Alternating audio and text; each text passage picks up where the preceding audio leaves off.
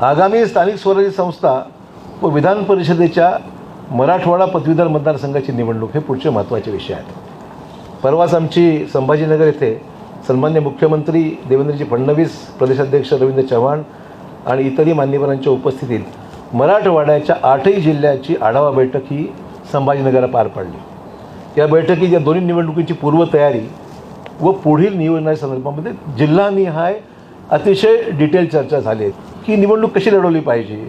आम्ही सर्वांनी त्या मुख्यमंत्र्यांना सांगितलं की निर्णय आपण घ्या आणि आपण जो निर्णय घ्याल किंवा पक्ष जो निर्णय घेईल त्या निर्णयाला आम्ही सर्व कटिबद्ध आहोत हे मला मुद्दाम सांगायचं। हम तयार आहे आणि माननीय केंद्रीय गृहमंत्री अमित भाई शाह हे नांदेडला शंखनाद सभेच्या निमित्ताने मागच्या 2 महिन्या अगोदरच येऊन गेलेले आहेत आणि खऱ्या अर्थाने या निवडणुकीचा बिगुल त्यावेळेसच वाजला आहे की ज्यावेळेस अमित भाईंनी या ठिकाणी येऊन निवडणुकीच्या आणि पूर्वतयारी संदर्भामध्ये इथे चर्चाही झाली आणि सभेतसुद्धा त्यांनी आपली भूमिकाही स्पष्ट केलेली आहे।